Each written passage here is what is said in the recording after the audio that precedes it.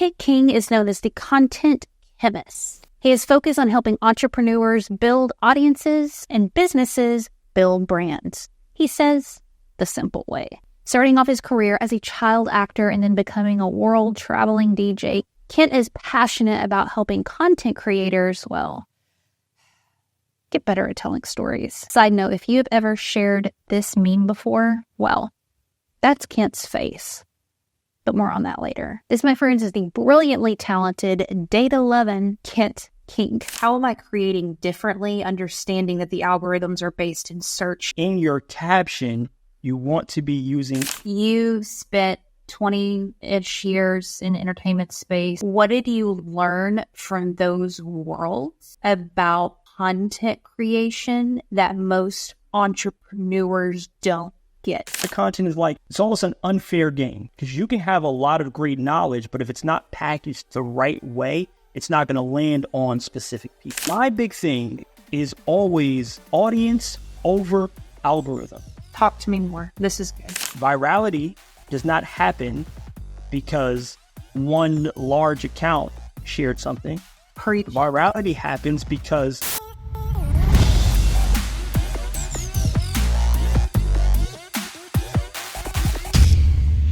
Kit King ran across this dude over on Instagram, and I love following people who talk about content creation, but I feel like a lot of people say the same things, except for Kit King here, who has been saying some stuff that I hadn't heard before, and I've actually been learning a lot from you, dude, and I was like, I want to know who this is. Found out you're just down the road from me out in Atlanta. I got a ton of content creation questions for you, but thank you for taking time out of your day to join us. Love it. I'm happy to be here. I'll have to say you have a very esteemed guest list, right, of people who've been on this. So I am actually honored to be a part of this because there are some people who I look up to that you've been able to interview. So I love this. Okay, I'm sure people will be saying that when they see your name pop up on there too, man, because where you have come from, where you're going is really admirable. Let's start with you being a kid actor. I just want to start there because I think it matters in the conversation about content creation. We'll get more into it, but I don't meet many people who's like, yeah, I'm getting checks from Chris Rock's show that I did every month. Talk to me about that. So since the age of 5, right, I was in television shows, and the Chris Rock show was probably the most notable thing that I've done because they turned me into a meme. And so right now I'm a gift where you can look me up and send my face back and forth to your friends and family whenever you feel like shedding a tear. And so that's something that, to be honest, I'd gotten to acting. It was right place, right time. I was 5 years old. I was chasing my cousin who was his mom worked for a playhouse. And so we were at a Halloween party. I was chasing him around, walked into a studio where a bunch of people who make decisions were in there. And they asked me who I was, my name. And at the age of 5, I was always loquacious. I was able to have a great conversation. And so they got in touch with my mom, told her to bring me down for an audition. I went down, I sang 5 Little Pumpkins. And the next thing I know, I was in a full production of a play called Betsy Brown. And that's what really sparked my acting career. My agent came to the play. She saw me in there. She realized I didn't have any representation. Got in touch with my mom, and the rest has been history. She started sending me out on auditions, and that was pretty much it. It's weird. Okay, I don't know, man. Not to get too woo too fast, and we'll get back into the tactics in a second. But, I have so many friends who are busting their ass to try to make it, in the entertainment space. And it's just so hard, such a grind. And it's so interesting to me how these weird circumstances can happen. And it's just almost, I don't know, undeniable that sometimes there's a path and there's something that maybe orchestrating all of it. I mean, do you think it was literally just luck, or do you think you were meant to do that even though that's not what you decided to do with your life? I think that it was definitely a part of a larger design, right? Mm-hmm. I am somebody who's not religious, but I am spiritual. And so I definitely believe in a higher power and that there was a grand design. And I say that even though I guess strayed away from it because, and we were just saying this off camera, having those experiences has uniquely put me in a position to be able to deliver to the masses of people who are trying to do something similar, right? Because now, right, like I have the ability to, because I still do like UGC content, right? And so people will pay me to do brand deals or things. That's a commercial, right? And so I'm uniquely positioned to speak to people who are trying to do these things. So to the people who are like, man, I've been busting my ass trying to get into this field. Listen, you can turn on your camera, you can create your own movie, you can create your own world, you can create whatever it is that you want. And I happen to just be the guy who's like, I've been in the world on the very professional end, and now I can give you the insight, right, and tell you how to make it work for yourself, regardless of what platform you're planning to put this thing out on. So I definitely think that there was a grand design there for me, and I think it shows even more so now in what I'm doing, even though I don't do that anymore. If that makes sense. Totally. Yeah, totally. Weird question, but you're the perfect person to ask this for. I just hired, just for an hour, a consult call with an IP lawyer because I had questions about, as content creators, using IP in your content. I mean, I don't know if you've seen my stuff. Like, I'll be on clips everywhere. I'm pulling clips like a crazy person. With memes, how does that work? Like, us as creators using memes, like, do we have permission to use those? How do you get paid to use those? Like, give me everything, because I want to put it in this YouTube video right now. It's so funny because my latest client is an attorney, and so he and I we have a call Tuesday to discuss all of these things.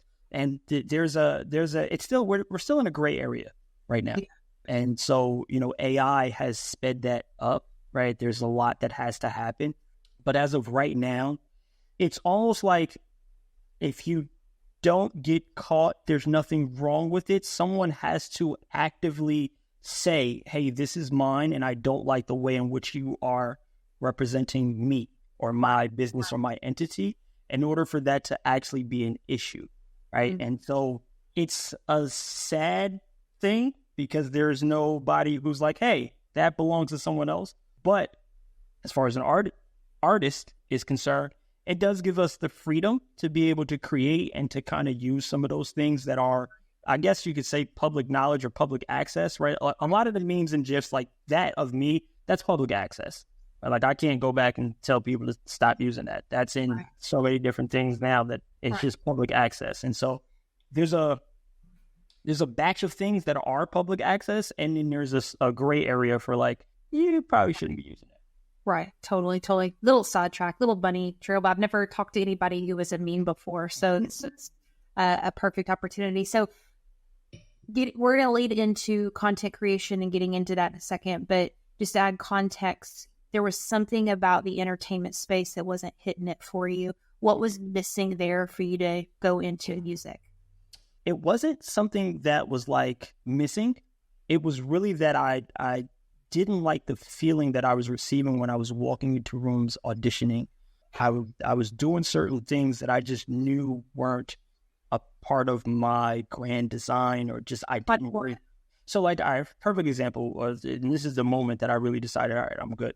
I auditioned for a role on BET's, they were doing a movie about New Edition, and I auditioned to be like a young Bobby Brown, and I don't sing.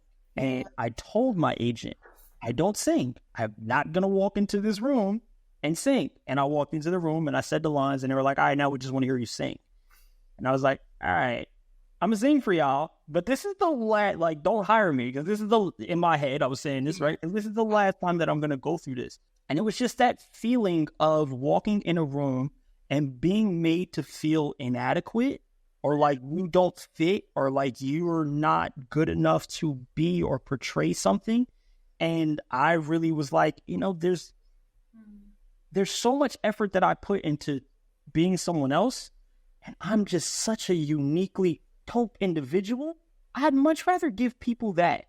And so that's really what broke me out of acting. It wasn't like I left that for music. I had always loved music. Was in college, so it was really just a way to not be broke. Like, all right, well, I can throw some parties, I can DJ a bit, and I know I can't be broke. And that ended up turning into just a behemoth of a career. How long did you do that before transitioning into what you're doing now? I DJ'd for over 10 years. I traveled everywhere. I went to Tokyo. I've been to, of course, California, Texas, like all of these places as a DJ. And from somebody who's coming from New Jersey, right? And I've done every single club in New Jersey, the entire coast of New Jersey, everything in New York as well. I was even on Hot 97 at one point as a guest DJ. And that was phenomenal. But I realized that from a business standpoint, right? I'm an entrepreneur first. And if I'm not there making money, then I'm not making money. Like if I'm not actively DJing, then I'm not making money. And that was a problem for me. So I decided to create Loft 9 Creation Space, and I ran that for 7 years. And Loft 9 started off, that was just supposed to be an office space for me. It's like, all right, I'm DJing. If I want to take this thing serious, let me get an office space. And a little voice in my head just kept saying, think bigger. So I turned it into an event space. I turned it into a recording studio, and then ultimately a content creation space. And that's what the name of it actually is, Loft 9 Creation Space. And so that was my real leap into entrepreneurship of like, all right, a business is supposed to be something that can bring you money when you're not working. And Loft 9 was my first baby that did that. It's interesting that you said I'm an entrepreneur first. I would have guessed you were a creator first. Is that not true? I will say no, I'm an entrepreneur first. Ooh, tell me how you know that. I'm not really into sports, right? Like my sport is the stock market. Right? Like I like to watch businesses duke it out. I like to see who's going head to head for, right? It's NVIDIA versus AMD, right? These are things that really get me going. And so business, I went to William Patterson University. I studied sales and marketing, and I accidentally landed into that. But that's always just been something that is a passion of mine. My mom will tell you that like at the age of 2, I was telling her that I'm going to be a businessman. Right. And that's just always been who I've been. And that's the thing that really gets my gears going. The creative aspect is, I'm not going to say it comes secondary, but it's something that I enjoy with a different side of my brain. It gives me different joy to do the creative, but to build a business, that's something that like, I was telling my girlfriend the other day, I was like, I'm the type of person that once my business gets to a certain space and a height and it doesn't need me, I have to find something else to do. Otherwise, I'll tear the business down just to rebuild it. Wow. Yeah. Wow. Well, we're going to have a lot of fun talking about content then, because I feel like I come at it. I had a big wake up call about 1.5 years ago where I realized I wasn't an entrepreneur. I was a creative with entrepreneurial tendencies. The light side to that is I think I'm pretty creative and have some fun ideas. The dark side to it is sometimes I will sacrifice the smart move for that kind of really creative, or I ignore some of the data sometimes because I'm being all in my feels. So I can't wait to dig in with you on that.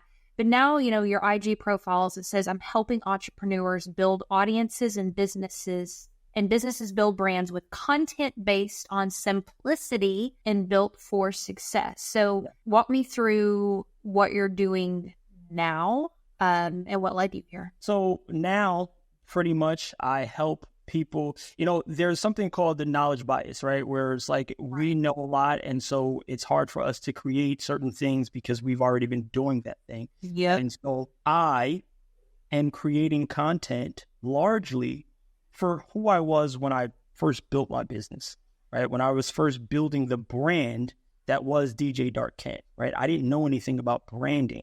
So I didn't have any brand elements. I had a logo, so I thought I had a brand. And so a large part of my content now is speaking to who I used to be, right? So if you're someone who's trying to build a business, I'm going to give you everything that I wish I had or that I paid to get because of mentorship.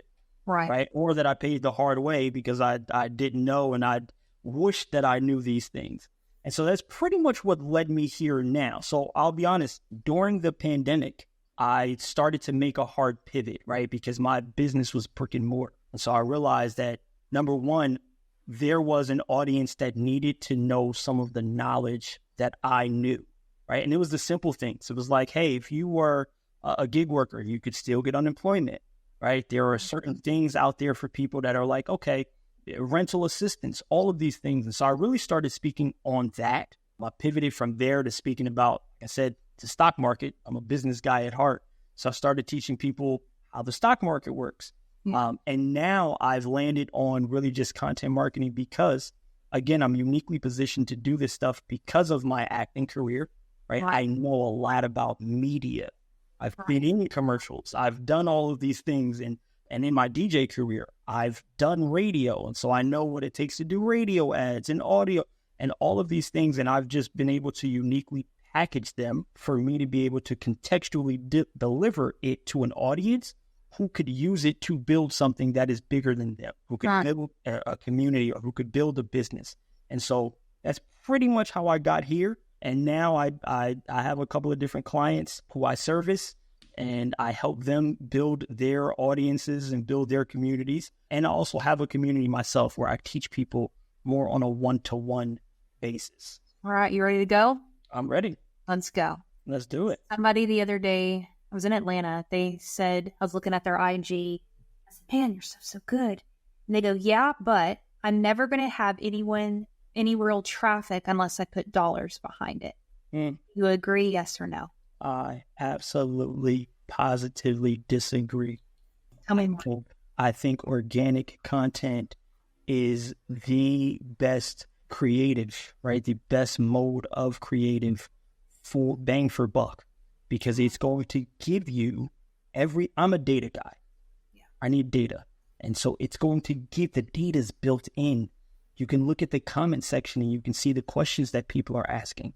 You can look at the comment section and you can see what's trending right now because of the verbiage that they're using.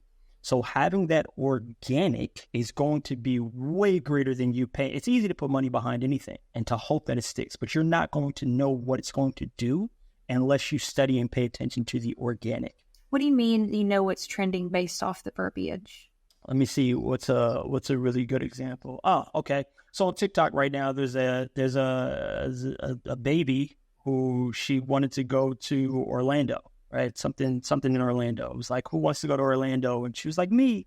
And so they were calling her the fully conscious baby. And so now, whenever you see anything else, right, when you see dogs doing certain things, they're saying, oh, he's fully conscious, right? That's a conscious baby, or this is a conscious. And so I made a post and someone was like, this made me conscious. And I had to know the origin of that in order to know what they're speaking about. And so now that I know that that's a trending thing, okay, cool. I can make some piece of content that addresses that, or I can utilize that in content, all because I was smart enough to pay attention to the comment section. How would you reverse engineer that? Because you knew that the baby conscious thing was going on. Is there a way to research comments and figure out what's trending, or do you have to just have a pulse on what's trending to understand the comments? Yes to both. There's the way. So for part of what I do for my clients, we do a lot of data scraping, right? So I actually pay people to do data scraping. And so we will scrape the internet to see the comment sections and to see if this term is trending or not. But the other way is to get involved, right? Mm-hmm. Usually people underneath that will say LOL, or I love that video, or this, that. And that's really how I ended up figuring it out. Because I had no idea what the conscious baby was. I just realized that I was able to put two and two together, put it that way, right? Because I had seen the video, but I didn't know what the comment was about until I did some more digging. And people were like, oh my God, that's the best video I've seen. She finally got to go to Orlando. And that's where I was like, oh, okay. I know what that's about now. Because to be honest with you, I didn't even know that the baby was a girl. I thought he was a boy. Yeah. And so the more involved you get, it's a lot easier for you to understand what it takes to actually build community and what people are communing over. What is your thoughts on, because I completely agree with you. I think you have to get really into the culture. And Gary Vee talks about this all the time, of understanding the context of the platform. What I find with small, quote, quote, small creators, myself included, understanding the culture and what's trending, what's going on with all these different platforms, that is a full-time job. And I used to, King, preach and be in the mindset that you repurpose everywhere and you are everywhere. And I've been really questioning that lately, going, Heather, what would it look like if you got rid of Twitter, which you hate, you deleted Pinterest, which you never use, you stopped on TikTok because it's not working, and you just focused on Instagram and YouTube and just left it at that and became a master? what would that look like? And what's your philosophy with that? I think it's all about context and capacity. Do you have the capacity to understand every single platform and why it is contextually relevant to the audience? My big thing is always audience over algorithm. Talk to me more. This is good. I need to be paying attention to why this audience is on this platform in order for me to understand specifically how to speak and how to connect with them. Perfect example, my girlfriend has Instagram and she has TikTok. When she's on Instagram, the things that she's looking for or looking at are different from the things that she's looking for or looking at with TikTok. When she's on TikTok, it's mostly entertainment. Well, if I wanted to speak to her, I would make sure that I threw in some entertainment in there. But she's looking for factual knowledge from Instagram. Same person, and I can be speaking to her in the same tone, right, about the same thing, but I'm going to contextually change based on me knowing why she's there. Yes. Why are you on this platform? I'm not paying attention to how the algorithm is going to treat this thing. I'm paying attention to how my audience is going to react to this content while they're on this platform. I think there's a lot that people don't necessarily realize, like you're competing against not people in your niche, you're competing against the thing that was right above you. And if the person who's viewing your content now was just viewing somebody's wedding and she can't wait to get married, and then you show up telling her, hey, this is how you make better, she's going to swipe right because she's in marry mode. So it's understanding, right, contextually why people are on the platform. It's not about you understanding how the algorithm works. Yes, that has something to do with your ranking and distribution. But if you were speaking directly to your audience, none of that stuff will matter.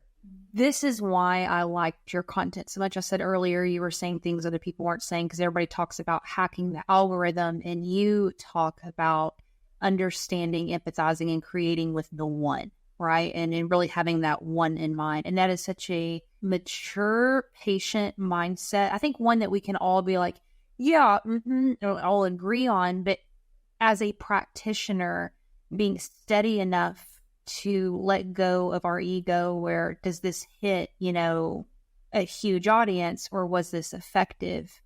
It takes a lot of self-awareness. And I'm curious, if I were wanting to become more audience-centric and understand my audience first, maybe that audience isn't there, how do I tap into who that audience is? What are questions I need to be asking? You mentioned comments earlier. Sometimes people ain't got no comments. I post this stuff and nobody's even commenting on my thing. I don't have an audience. So how do I cultivate that and develop it? All right, so I'll give you this because this is one of the things that we do for our higher paying clients, right? We go where your audience is.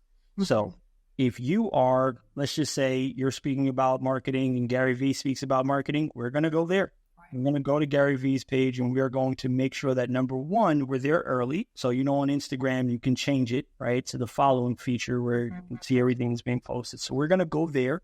We're going to leave some comments, but we're also going to observe. So we're going to see who's there consistently on a bunch of his stuff and then go see who else they follow. So that we can then understand what it takes to get people like this to comment on our stuff. So I can understand what you like. I can understand what your triggers are. I can understand what your desires are. The funny thing about social media is, like, whoever you're looking for, that profile has given us more data and information about themselves than they're probably actually comfortable with, right? I can go to your page and I can say, hey, you're a family man.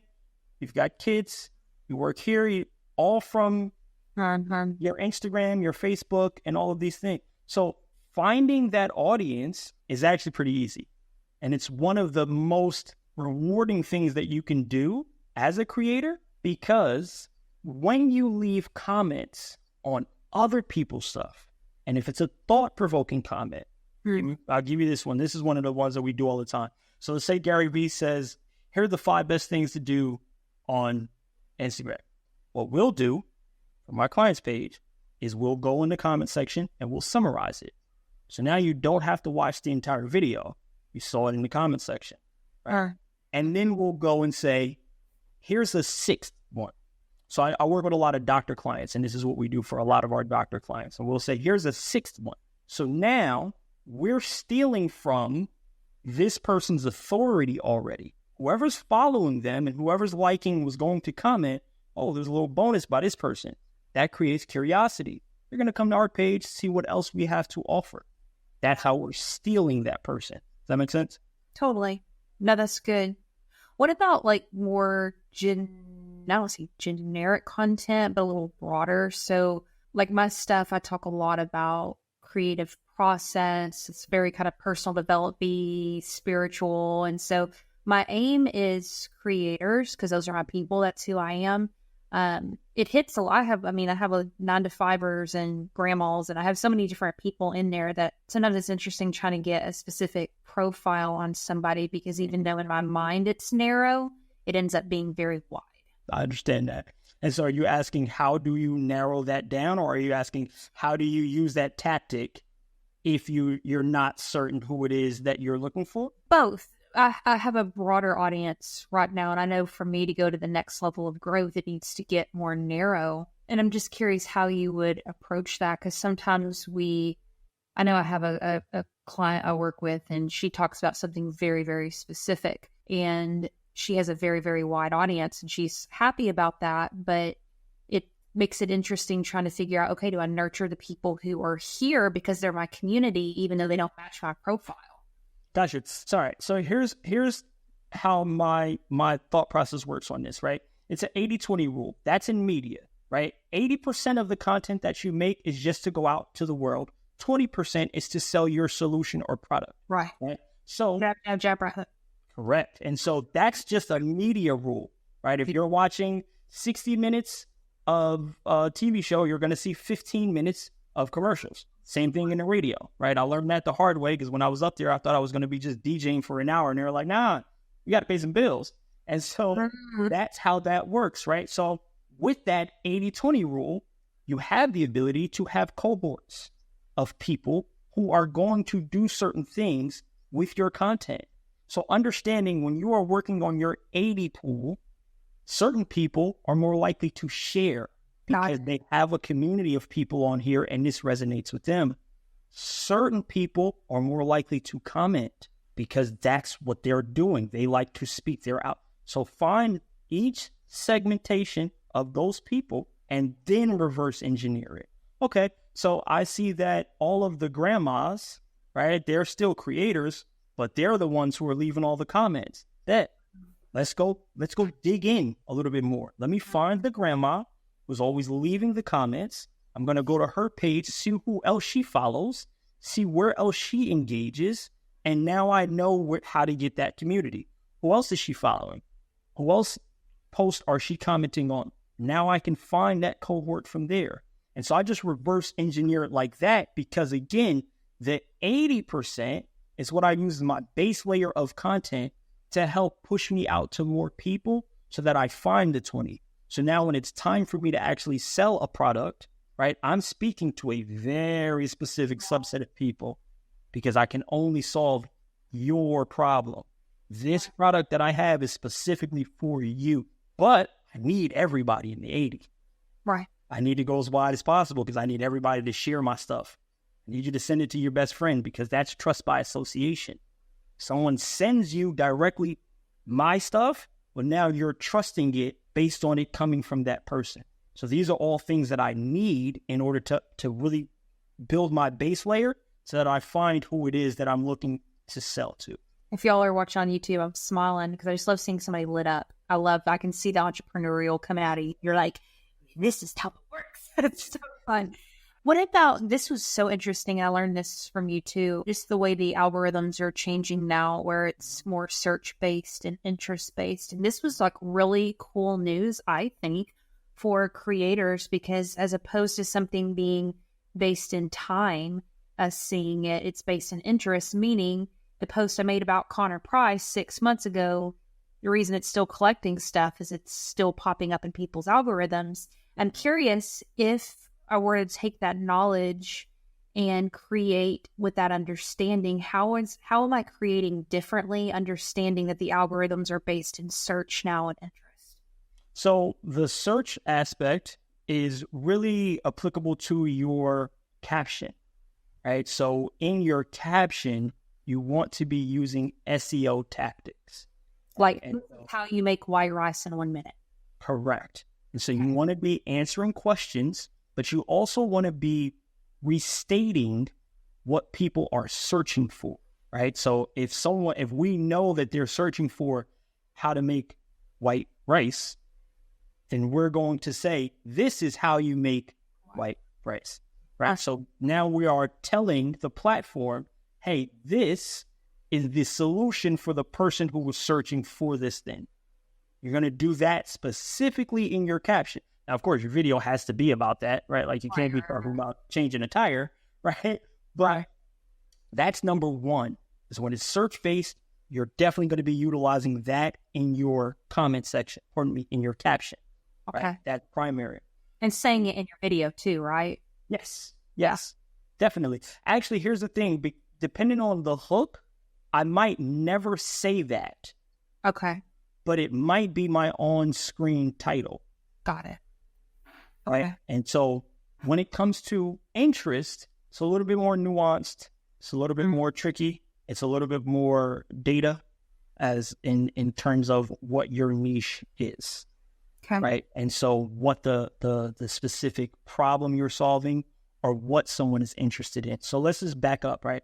There's only 5 types of content that you can make. Right? That's it. So every piece of content falls under the category of 5 types of content. Okay. Content that entertains, content that informs or educates, content that inspires, and then there's content that affirms and content that opposes. Opposes is me saying, you think that it's very, very difficult for you to make white rice in a minute. Let me tell you why you're wrong. Okay. Right? Content that affirms, me saying the opposite of that. Content that inspires is me making you feel capable of doing that. Okay. Content that entertains is me doing it in a funny way.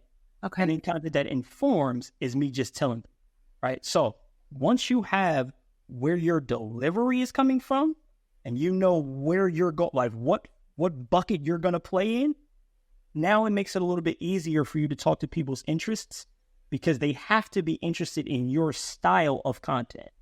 That's the reason why content is like, it's almost an unfair game because you can have a lot of great knowledge, but if it's not packaged the right way, it's not going to land on specific people. But you don't want it to land on everybody because then it's watered down and lame and never get interest. Yeah. Correct. And there's 5 levels of awareness, and certain people who are not aware that they even have a problem, you might not want to speak to them. Exactly. Right. But in terms of interest, a lot of it is catering to things that have come before.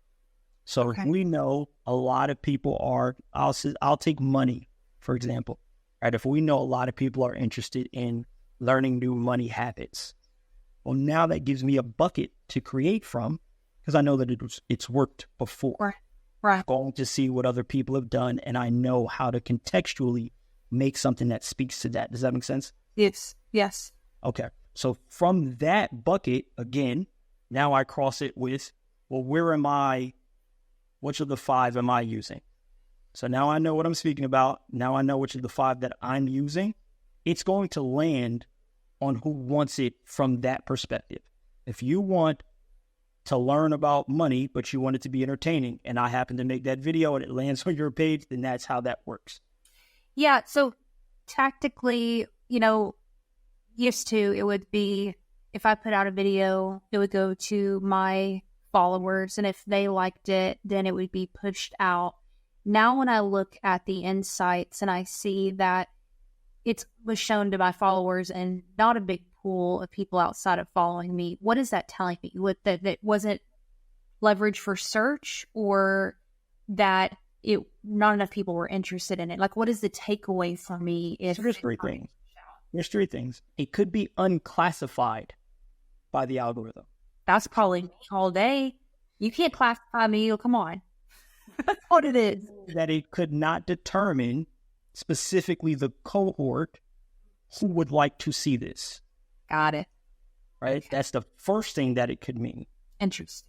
And so you said that if it goes to your audience first, right, and then doesn't go any further, it could mean that it didn't have enough retention. So for whatever reason, the people who are following you didn't want to see that much, right? So the video is 30 seconds and I'm only watching 2. That's a negative signal to the platform in terms of distribution, because it's all about retention. You got to keep people on this platform as long as possible, right? So those are the 2 biggest factors. And then the last factor could be it's up. Mm-hmm. That's the one that a lot of people don't want to admit. Right. But that's the last one, is that it just wasn't interesting.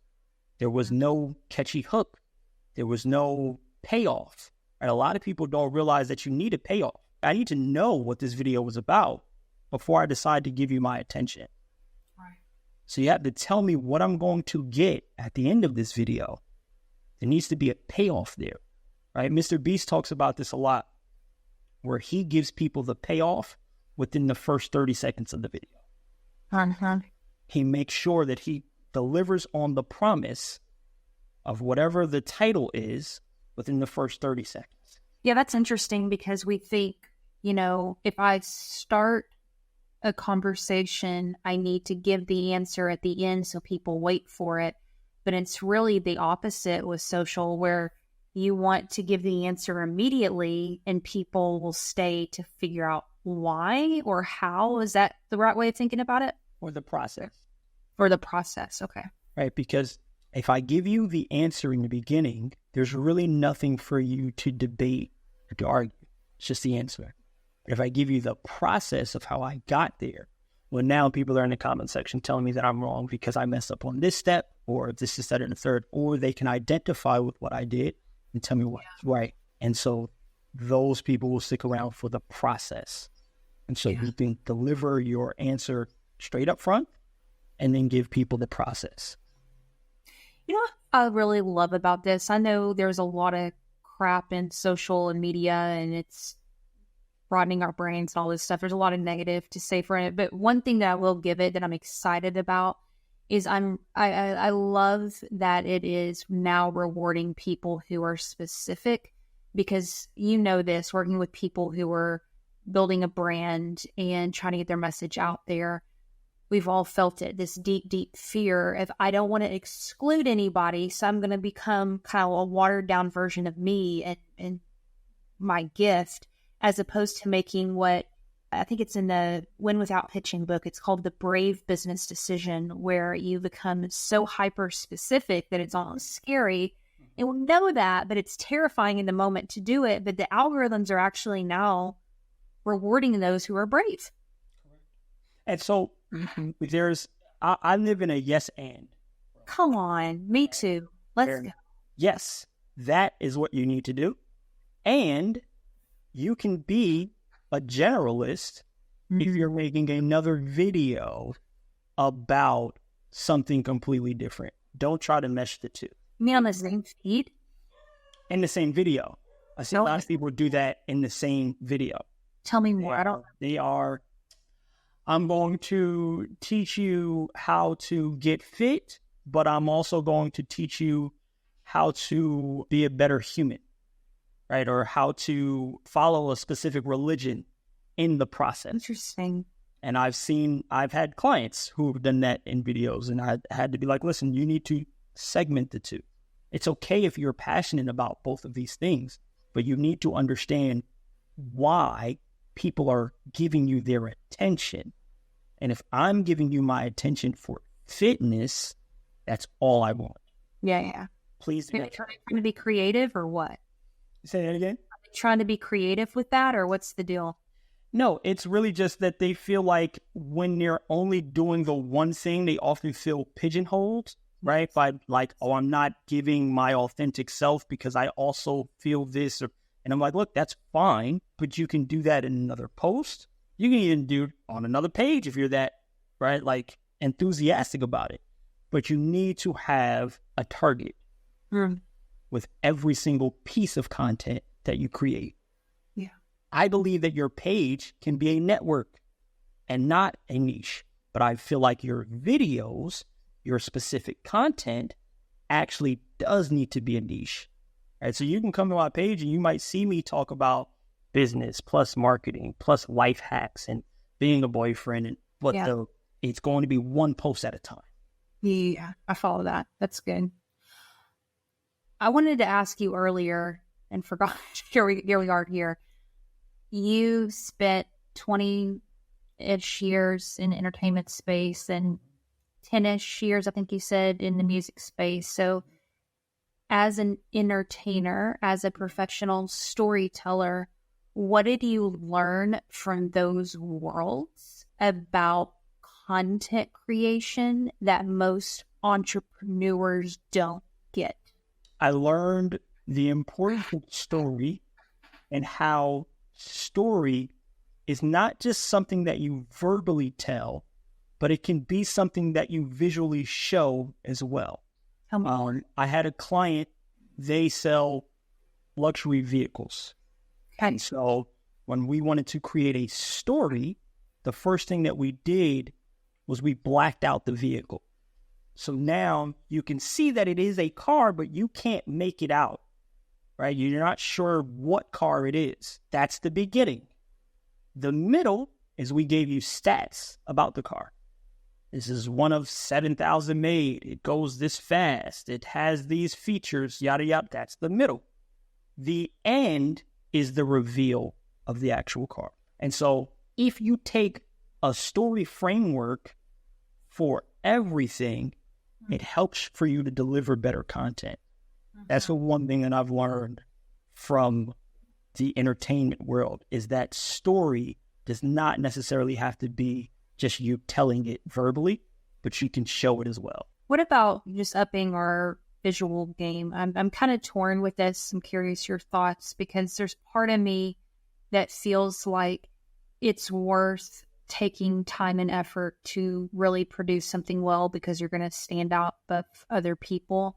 And then there's this other part of me that says none of that even freaking matters. What's your thoughts on that? And just overall, like, what can we do to be better at the visual side? Does it come down to production, or what do you think? Again, I think it's capacity, right? What do you have the capacity to actually do? I'm passionate about, right, like technology and like cameras and setups. And so for me, it makes sense for me to try to have as high production as possible. I'm also selling a product that is built on quality. Yeah. But my most viewed visuals are things that I recorded on my phone. Right? Everything that's gone viral for me, I all the money that I spent on a camera, or this camera that I'm on, I have not made a single piece of content that is done better than me shooting on my phone. It's wild, isn't it? It's wild. But I'm passionate about it, and it's a part of the story where everybody's able to see, oh, wow, he used to be shooting on his phone. Now he's got lighting. Now he's got a camera. So for my community, that works because they're able to see, and they leave comments. Yo, this camera look crazy, bro. Yo, this. So now I know that I'm building something with them. You guys are learning with me. Yeah. And so I do think that the quality is only dependent upon what it is that you're trying to do in the end. If you're selling something that requires a certain type of quality, then yes, dive into that because you need to show that stuff. But I don't think, matter of fact, on TikTok, I don't anymore use my professional camera. I do everything directly from my phone. About that. Yep. With TikTok specifically. Yeah. Yep. I think that's a lot of times people are looking for an excuse to not do something, and so they'll blame it on not having the equipment. That's true. Right. And so yeah. I'm not with that. Like, you can't get that off on me. Like, oh, I don't have the camera and the lighting. And if you don't just grab your phone and convey your message to the world in the way that you want it to be heard, you're never going to collect the data of learning how to get better. Never collect the data of learning how to get better. What a badass way of looking at it, collecting data to find out what matters. Walk me through your creative process. I'm curious. So it's Thursday, you ain't got to post. How do you walk through what to post, scripting? What's the process? I'm curious. So everything starts with, I believe in Simply Said. There's a really good book called Simply Said, right? Everything pretty much starts as a phrase, right? Anything that is something that I'm going to be speaking about. Perfect example. I think the next post that I'm going to be making is about the 5 stages of awareness, right? And so where did you get that idea from, though? I'm sorry? Where did you get that idea from, though? 5 stages of awareness? Yeah, why that? It's either something I read, something I've heard, something I'm entrenched in the things that I talk about. So I spent a lot of time today I watched the Brendan Kane interview that you did today. I watched the interview with Nikki, right? I watched both of them today, and they both sparked some things for me because Brendan said something that was a little bit different from what I believe in. And so it created a way for me to write something. Love that. Not to argue against that, but to double down on what I believe. That's usually where it comes from. My secret sauce, people ask me that. My secret sauce is I read incessantly, right? That's on my to-do list every day. I read before I go to sleep, right? So these are the ways in which I continue to come up with adding. Yes, but they start as a phrase because now it can live on Twitter, it can live on Threads, and then I expand from there. And so I'll expand it into a script that I can tell people about something, and then I'll expand on it even further so that it can go to YouTube for long form. Okay. That's been my game plan now is I will make a script for Instagram. I'll shoot the long form for YouTube. Then I'll shoot the script for Instagram because that's my lead magnet to get you to the long form. Got it. So now I'm saying drop the comment in the comment section and you'll get the link to go directly to my YouTube page. So that's really what my creative process looks like. And my secret sauce is just that I read or I consume things that help me pontificate or ideate about more of what it is that I'm speaking about. So tell me about balancing between your inspiration that you heard this in a book and it inspired you versus doing research or what the audience wants to hear about. Because here's the dealio. Sometimes, man, I'll be like, I'll make this video that in the chair or whatever, and I'm like so pumped about it.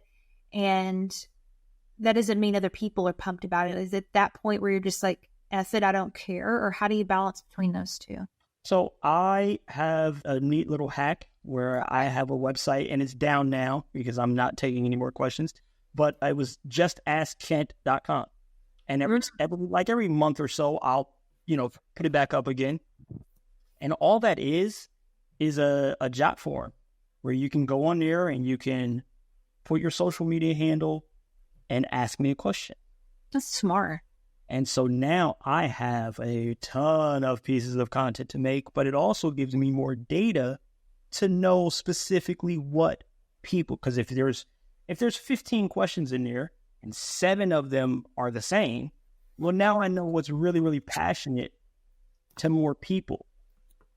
So I can just create from there, right? That's how I'll get my bucket of content and such. So that's number one. But then if you don't want to do that, you can go on Reddit, you can go on Quora, and then you can go to Answer the Public. And again, my main source is I'm going to speak to the individual who I used to be. I'm going to speak to me.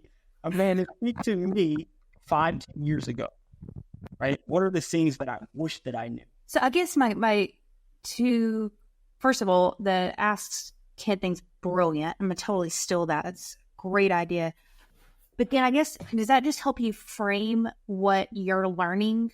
Because like, let's say you're learning about the simplified book or whatever, and there's a concept in it. Are you looking for people, like their questions, and then figuring out how do I marry like their questions, their interest with this thing that I'm really passionate about? Yes, that's one of the processes outside of that comments, right? If I know someone has left a question on someone else's page and I know that I can answer that, I'm going to utilize that in my data as well. Okay. Why, this might be a stupid question, but I'm curious why so many people are using the send the link in the DMs thing, comment Kent, and I'll send you the link. Is that just for building relationships? Is there now more? Comments are a token, right? So the amount of comments that you have on a post help it rank. That's So what. Okay. Right now, the ranking system, I thought it used to be retention first, right? So if everybody's watching this thing for a long time, that's what made most sense. But Adam Mosseri, the head of Instagram, just came out last week and said that shares are currently the number one metric in ranking. So the amount of shares that a post gets relative to how fast they get shared and to how old the post is. Oh, interesting. Right. So if I just dropped the post an hour ago and there's 60 shares there, I can assume that that post is going to do very well. Interesting. Okay. What makes something shareable? You're always looking at these balls. Yeah. It's the same thing that makes anything viral, right? Because virality does not happen because one large account shared something. Virality happens because a bunch of smaller accounts chose to share this with everybody. And so when you ask that question, what makes something shareable, human beings have become enamored with shorthand expressions of emotion. And so I'm going to share something that falls under a category of 3 letters. It's either something that made me LOL, something that made me go WTF, something that made me go OMG, or something that made me go yes, right? YAS. These are all the things, the emotional triggers that people have before they decide to share something. If it's LOL and I know that you're going to laugh at this, cool, I'm going to send it. If it's WTF and I know that you're going to be like, what? I can't believe this thing happened, I'm going to share it. If it's OMG, I've never seen this before, this is insane, I'm going to share it. Because we also don't want to be alone in our emotional state. So as human beings, we look for confirmation from other people. Yeah. So whatever that emotional state is that I'm feeling, I want that confirmation from another human. So therefore, I'm going to share it to them. And so when I create content, I always go, right? When I'm doing it for my clients, not really for myself, but when I'm doing it for my clients, it's a box, right? So all of our content is like a system. And in that box, it's what are we trying to elicit? Is this an LOL post? Is this a WTF? Is this an OMG? And then we go back and make sure that we have a moment that should cause that feeling. You are so good at explaining things, and I know you're an entrepreneur first, but there's such an element of psychology and understanding of our humanness that I think pours out of the way you approach this, which I really appreciate. To get into a little bit, some depth here, when I think about those emotions and I think about wowing someone or something you've never learned before, we're humans, obviously. And the term has been in my mind a lot lately. Heather, it's okay that you don't always have something to say. You know, it's normal as a human that you don't have a revelation every single day. Because I don't, friend, I don't. About once a week, I got a good revelation, I think it's good. You know what I mean? So it's interesting as somebody who takes her content very seriously. I'm not messing around. I spend a lot of time and intention, and I'm not playing with it. It's interesting to me to figure out, how do I wow people, have revelations, use some of this strong emotion when the human experience is not that all the time. It's situational. Now I'm going through, and I haven't told anybody this, you're the first person I've told this, but I'm going through a challenge right now with myself. I'm posting every single day for 100 days, and I've never done that before. I'm ahead of my content and I'm putting it out. But it's been interesting when I sit and I write and I come up with ideas. I listen to podcasts, I read books, I'm pouring into myself all the time. but still trying to find that spark.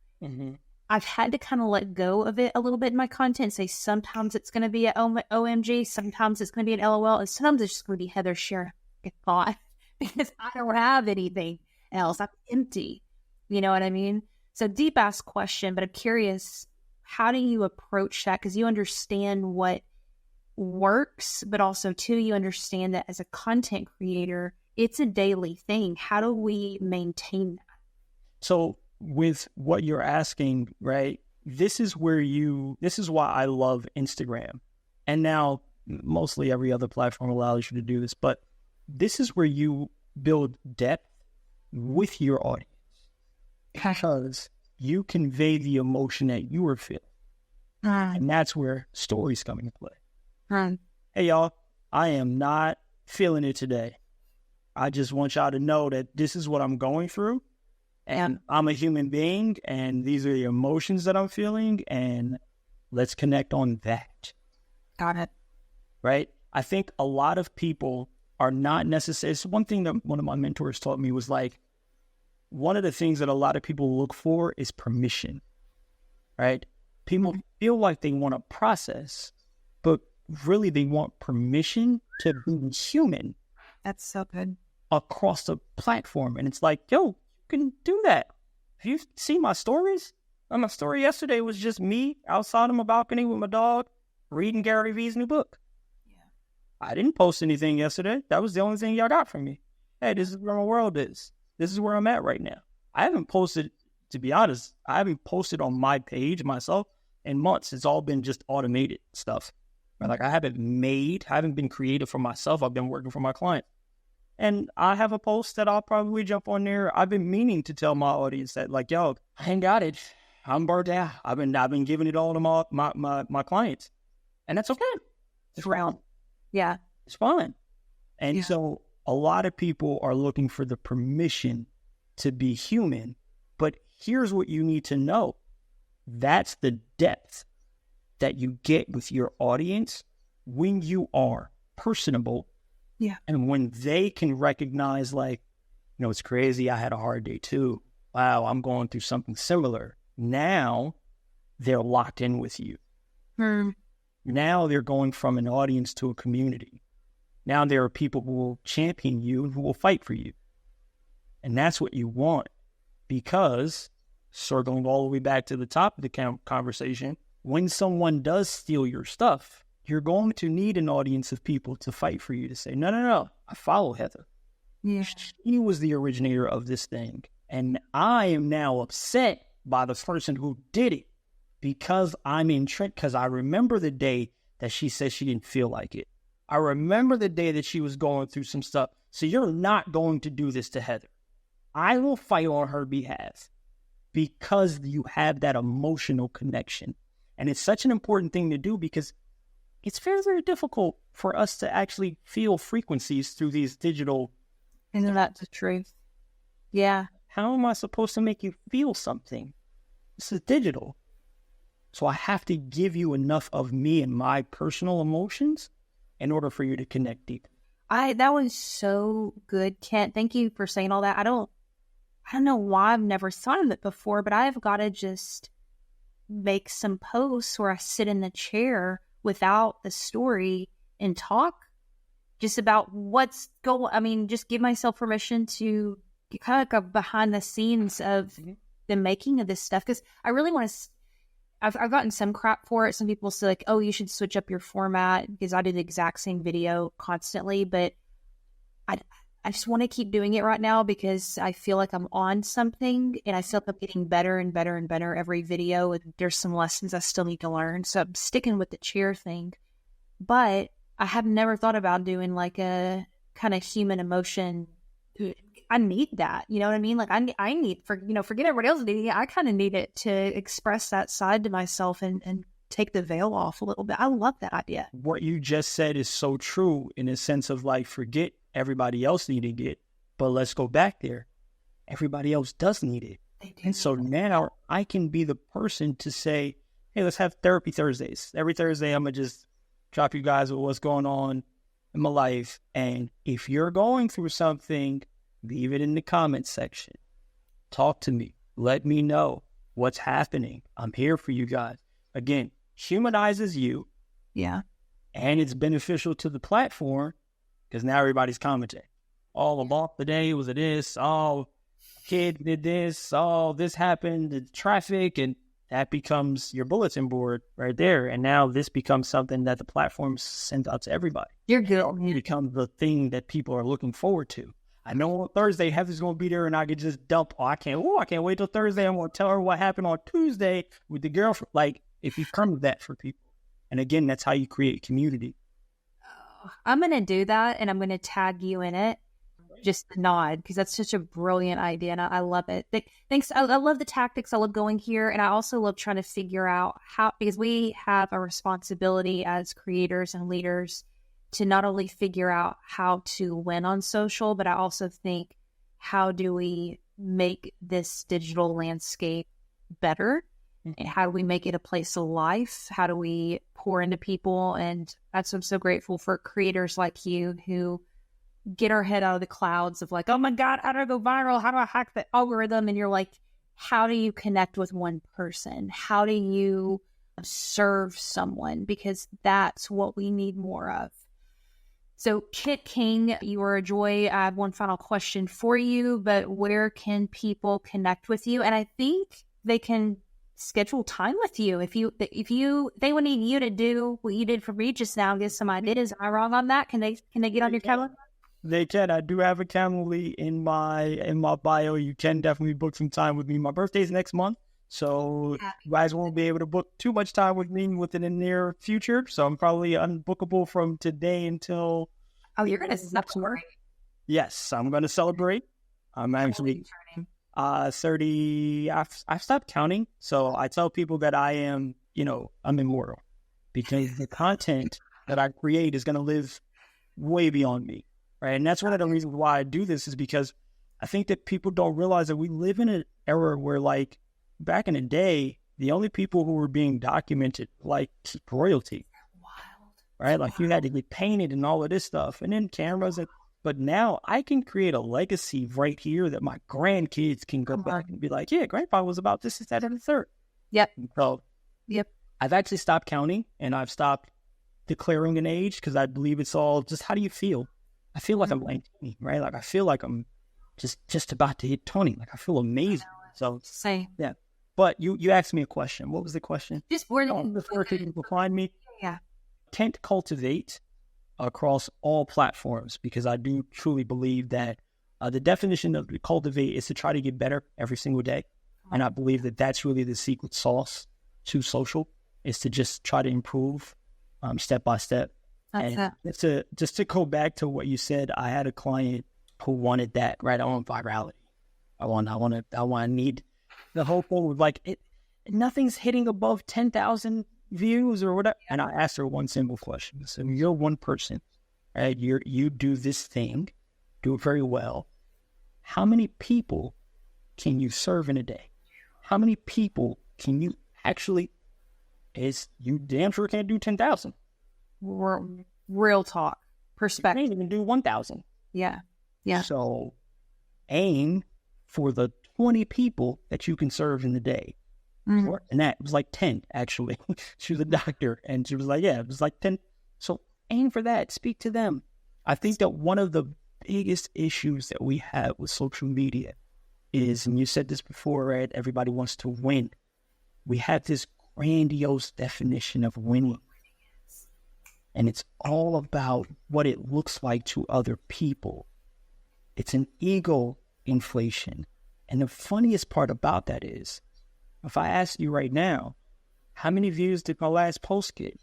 Right. The only person who knows that is me, or someone who decided to go to my page and be like, oh, this got this many views. Where is creating people who are keeping score? Yes. If you are connecting with other human beings, you are winning. So good. Last question. What is something you are deeply questioning right now that you don't have the answer to? It can be in relation to this, or it can be something completely off the wall, but what's been on your mind lately?